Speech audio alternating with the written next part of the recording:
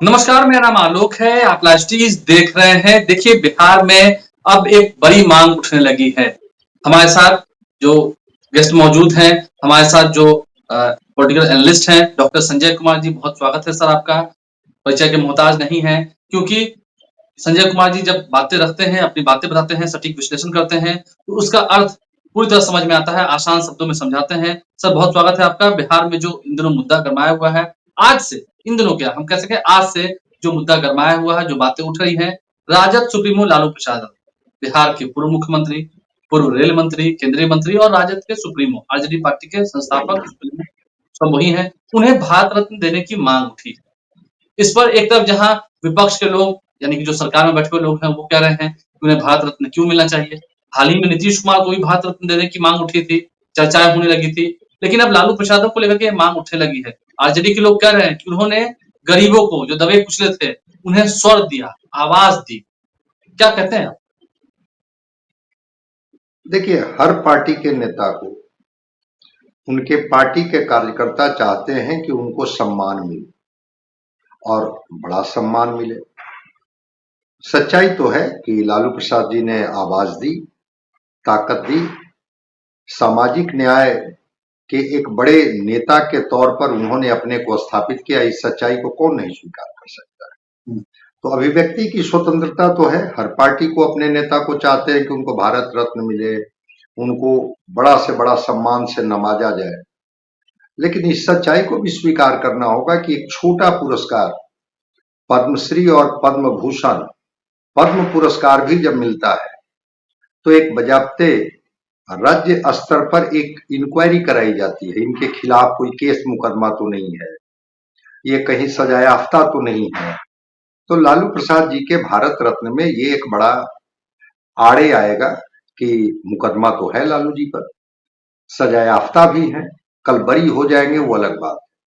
तो बातें वहीं पर समाप्त हो जाती है कि अभी तक जो भी भारत रत्न से नवाजे गए, चाहे वो सामाजिक क्षेत्र के लोग हों, राजनीतिक क्षेत्र के लोग हों, कला क्षेत्र के लोग हों, संस्कृति क्षेत्र के लोग हों, उनके खिलाफ न कोई मुकदमा था, न कोई अभियुक्त थे किसी चार्जशीट के। तो लालू जी के साथ ये एक ड्रॉबैक आता है, जिसको लेकर के कहा जा सकता है कि टेक्निकली लालू जी को भारत रत्न देने की बात कोई राष्ट्रपति अभी कैसे कर सकते हैं, जो भी राष्ट्रपति। हाँ, उनके पार्टी के लोग, उनके कार्यकर्ता अगर कहते हैं कि हमारे लालू प्रसाद जी को भारत रत्न मिलना चाहिए, तो ठीक है, पार्टी के लोगों की अभिव्यक्ति की स्वतंत्रता है।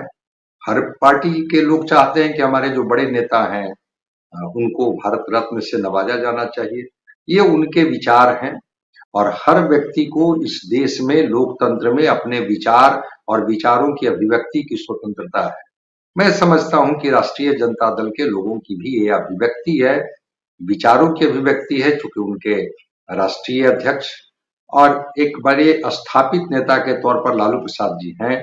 तो लालू प्रसाद जी को भारत रत्न से या एक बड़े सम्मान से नवाजा जाए, हर पार्टी के कार्यकर्ताओं की इच्छा होती है, आकांक्षा होती है। इस इच्छा आकांक्षा को तो कोई रोक नहीं सकता है, उनकी भावना पर तो कोई प्रतिबंध नहीं लगा सकता है। तो ठीक है, उनकी मांग है, उनकी इच्छा है। लेकिन अब मैंने जो देखिए, कहा कि जो जी, टेक्निकल पक्ष है वो टेक्निकल पक्ष यही है कि लालू प्रसाद जी अभियुक्त हैं, सजायाफ्ता हैं। इस सच्चाई को भी स्वीकार करना होगा। तो उस कैटेगरी में मैं नहीं समझता हूं कि ये आ पाएंगे। लेकिन हाँ, जी, भावना व्यक्त करना एक अलग बात। भावना व्यक्त करने वाली बात है, क्योंकि आपने तो कई दशकों से बिहार की राजनीति को नजदीक से देखा है, आपने समझा भी है। और मैं ऑन कैमरा भी ये कह सकता हूँ कि एक्सपीरियंस के मामले में आप मुझसे बहुत बड़े हैं। हम इसी बात को लेके आज चर्चा कर रहे हैं। लालू प्रसाद को लेके लोग कहते हैं कि वो क्या चीज़ है। लालू प्रसाद तो वो चीज़ है जो मैंने पढ़ा है कि वो परिस्थितियों को भी बदलना जानते हैं। वो हवा के रुख को मोड़ना जानते हैं। ये बात तो सही है। लालू प्रसाद ने 90 के दशक में, ये बात तो प्रशांत किशोर भी कहते हैं कि उन्होंने दबे कुचलों को आवाज़ दी। यानी सच्चाई को स्वीकार करना होगा, दबे कुचले को आवाज ही नहीं दी, बल्कि एक मास लीडर के तौर पर अपने को स्थापित किया। और लालू प्रसाद जी कैसे लोगों को कनेक्ट करते हैं, ये कला तो उन्हीं के पास थी। ठीक बात है कि एक ताकत तो दी, वैसे समाज के पिछड़े लोग, दलित, अंतिम व्यक्ति जो साहस नहीं कर पाते थे, उनके मुंह में जुबान दी, इस सच्चाई को कौन नहीं स्वीकार करेगा। और लालू प्रसाद की वही ताकत तो है जो आज भी 90 से लेकर के हम लोग 24 में बात कर रहे हैं, 34 वर्ष से राजनीति की धुरी में लालू प्रसाद है।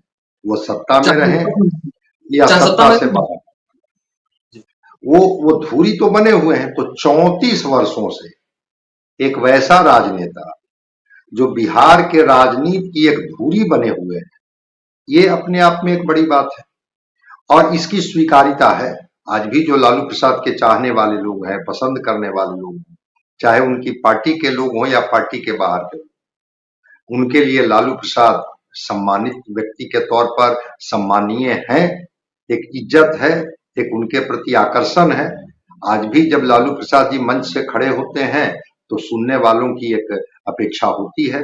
जिस तरह से लालू प्रसाद गुदगुदाते हैं, व्यंग और तंज में ही जिस तरह से अपने विरोधियों को पराजित करने की कला रखते हैं और अपने लोगों के अंदर में हौसला अफजाई करते हैं, तो लालू प्रसाद जी ने गरीबों को, मजलूमों को, अकलियतों को और सांप्रदायिक सद्भाव के एक बड़े वाहक के रूप में, एक नायक के रूप में वो रहे हैं।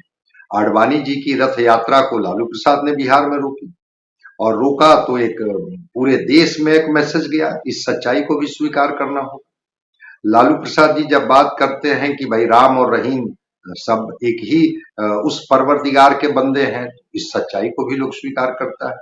तो लालू प्रसाद के एक ये पक्ष है, ये पक्ष की स्वीकारिता उनकी पार्टी में भी है और उनकी पार्टी के बाहर के लोग हैं। उनको जी, लोग पसंद करें या न करें, 34 वर्षों से राजनीति के केंद्र में है बिहार की राजनीति में, इससे कौन इनकार कर सकता है। इस सच्चाई को तो सब लोग स्वीकार करते ही हैं। लेकिन अब एक बदलाव देखने को मिल रहा है सर। हम ये भी समझना चाहेंगे कि अब की जो जनरेशन है, जो नई जनरेशन आई है, नई पीढ़ी आई है, इसमें तेजस्वी यादव को लोग ज़्यादा स्वीकार करें। ठीक है, जिन लोगों ने लालू यादव का दौर देखा है, जैसे आपने देखा है, आपने बताया कि हाँ, सामाजिक न्याय के पुरोधा रहे हैं, ये बात सही। लेकिन अब के जनरेशन्स में जो युवा वोटर्स कह सकें या जो नई पीढ़ी जो है, उसमें तेजस्वी यादव को लेकर स्वीकारता ज़्यादा है, लालू प्रसाद यादव को लेकर के लगता है स्वीकारता थोड़ी कम हुई है या जो बात रही, क्या इश्यू है? नहीं, हम इसको पूरी तरह से ये नहीं सहमत आपसे नहीं है। तेजस्वी जी, लालू प्रसाद जी उम्र के जिस पड़ाव पर हैं, तो अब वो मंचों से वो भाषण नहीं कर पाते हैं।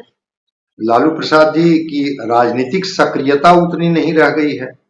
लेकिन आज भी लालू प्रसाद जी जब मंच से लोगों को कनेक्ट करते हैं, एड्रेस करते हैं, तो स्वीकारिता लालू प्रसाद जी की है।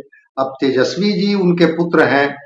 तेजस्वी जी संघर्ष से निकले हुए नेता नहीं है, लेकिन लालू प्रसाद के एक लंबे संघर्ष की कहानी है और वो संघर्ष की उपज है। तेजस्वी जी लालू प्रसाद के पुत्र हैं।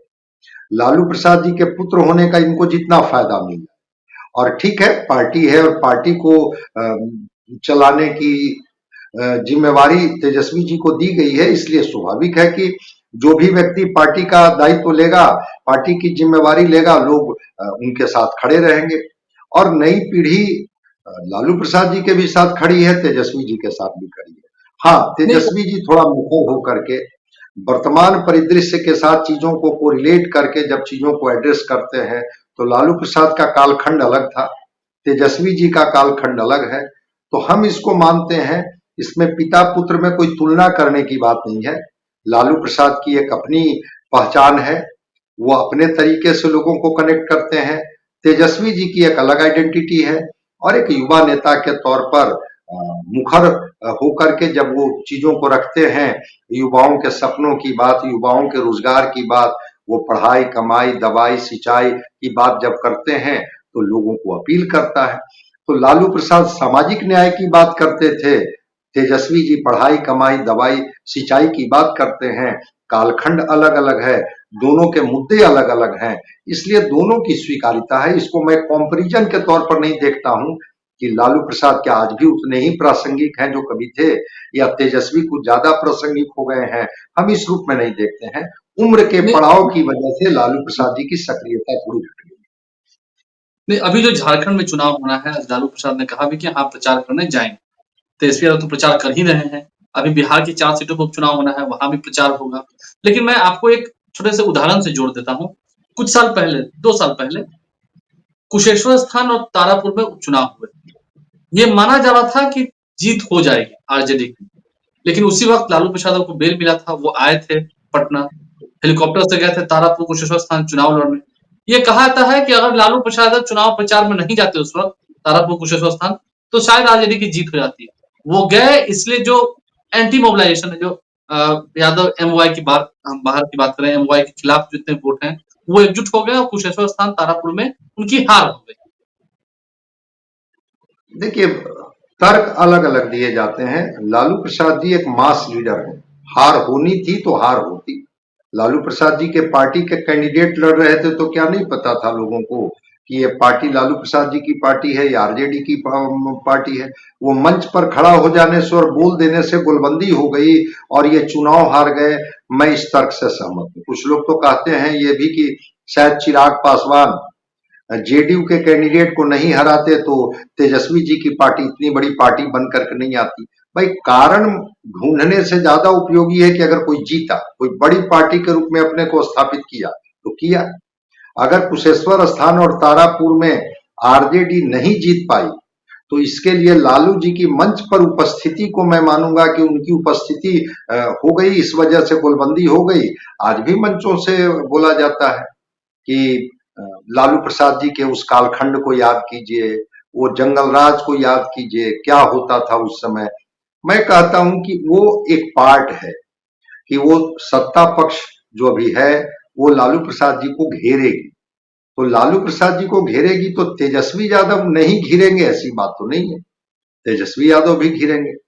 और ऐसा नहीं है कि ठीक है उस कालखंड के नायक तेजस्वी यादव नहीं रहे, लेकिन तेजस्वी यादव इससे इनकार कर सकते हैं कि लालू प्रसाद जी हमारे पिता नहीं है, राबड़ी देवी जी हमारी मां नहीं है।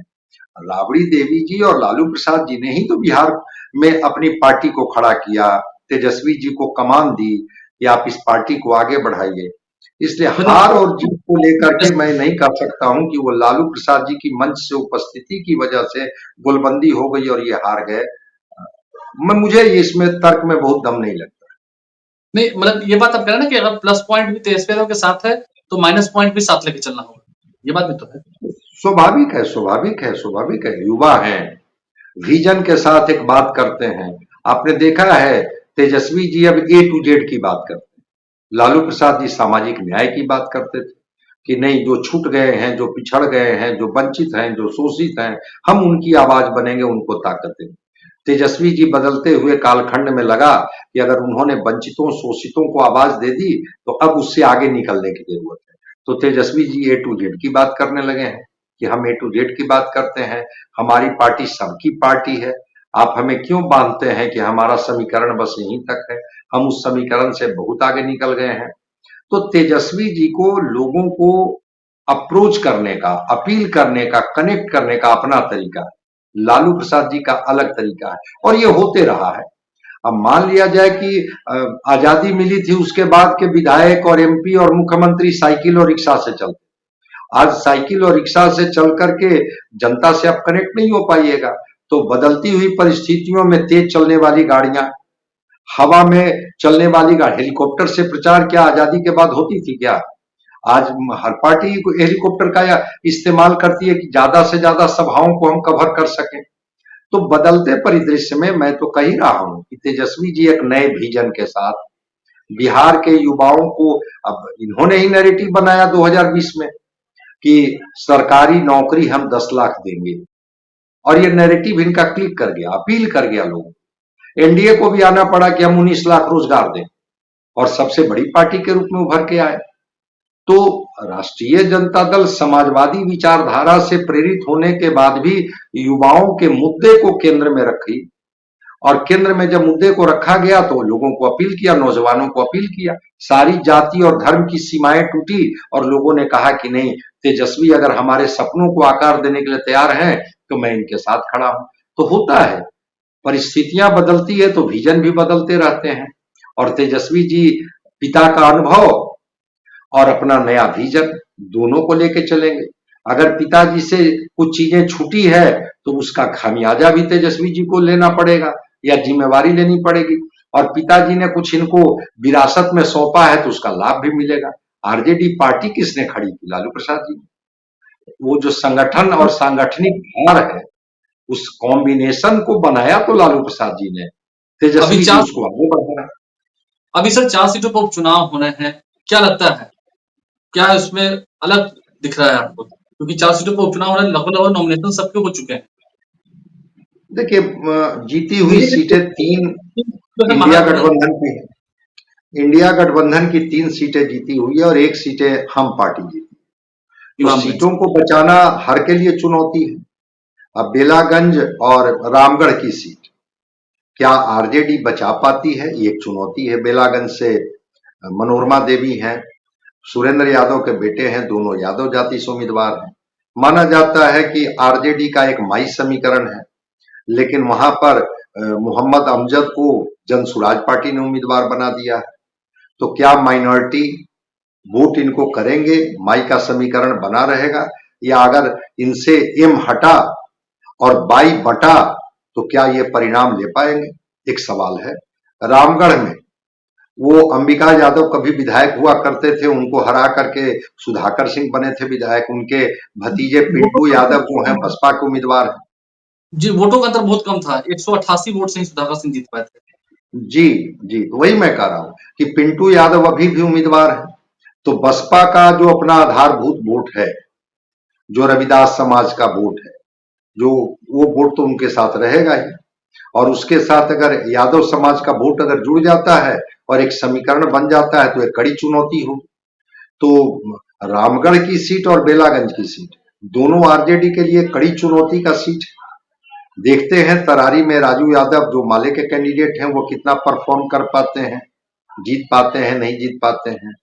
इमामगंज की जहां तक सीट है तो दोनों गठबंधन से, इंडिया और एनडीए दोनों गठबंधन से मांझी समाज के उम्मीदवार हैं। एक तो जीताराम मांझी की बहू है दीपा मांझी, जो संतोष सुमन की पत्नी है, और इधर से भी मांझी समाज के हैं। अब देखते हैं मांझी समाज किस तरफ तय करता है। और बीच में जनसुराज पार्टी ने एक पासवान समाज का उम्मीदवार बनाया है, डॉक्टर जितेंद्र पासवान को। तो ये जो जातीय समीकरण है, अब वह भी चूंकि इमामगंज औरंगाबाद लोकसभा में आता है। अभय कुशवाहा वहां से सांसद है। अभय कुशवाहा क्या कुशवाहा समाज का वोट दिलवा पाते हैं, रविदास समाज का वोट दिलवा पाते हैं? तो क्या आरजेडी क्या वहां इमामगंज में परफॉर्म कर पाएगी या नहीं कर पाएगी, या फिर जीताराम मांझी अपनी सीट को बचा ले पाए?